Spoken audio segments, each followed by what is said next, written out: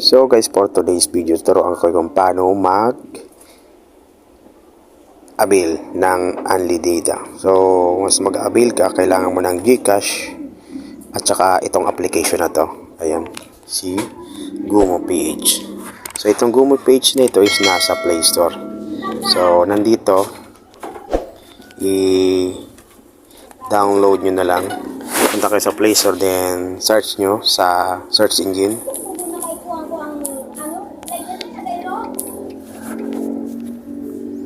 Pag ganyan, so ayan, so type nyo sa search engine, then open natin to. Dahil naka-download na tayo, i-open lang natin tong Gumo PH application. Then kailangan mo i-register yung SIM card phone number mo dito kay Gumo PH application.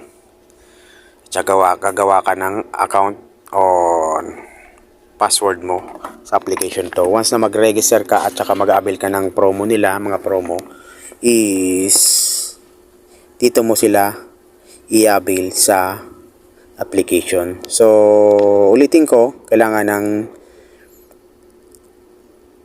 legit na internet para maka-open ka nito na application once na mag-avail ka ng promo nila.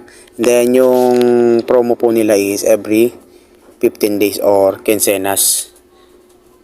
Halimbawa, for example, magkakatapusan or August 30 at saka August 15, doon po sila nagpapapromo or naglalapag ng Only Data nila sa kay Gumo PH.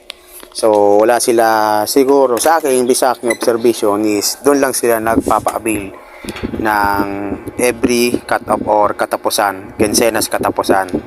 So, i-click lang natin to. So, ayan. Then, kailangan may balance ka. Pagka-click natin tong Only Data, so, punta ka sa shop. Dito sa shop. So, ayan. Punta ka lang dito sa shop. Then, dito. So, proceed payment. So, meron silang 599 na Only Data. So, no capping yan. So, mas maganda to kasi hindi pa tingi-tingi. So, proceed natin to payment. Then, meron silang payment option. Yung payment option nila, debit card or GCash. So, dahil GCash yung application gagamitin natin is proceed natin itong ayan, GCash. Then, ito. Then, proceed.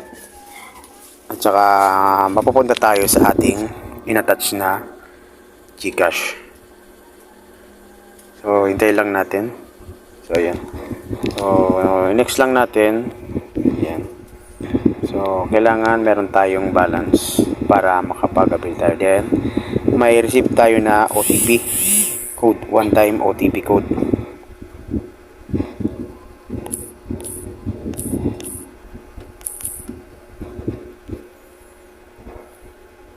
So, next lang natin. Yung SIM card mo, kailangan naka-insert sa my phone or cellphone mo para ma-receive mo yung OTP code. Proceed lang natin tong next. Then, yung login to pay sa GCash nyo is yung password nyo, yung secret password mo for digit pin. So, ano ko na nang na to?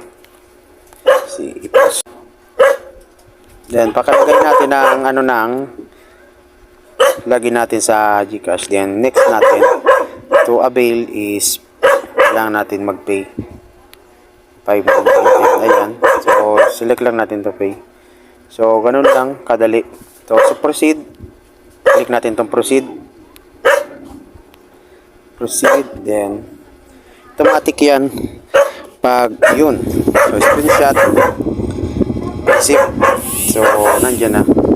Ano lang kadali. So, back natin to shop. Then, home. Yun. So, valid for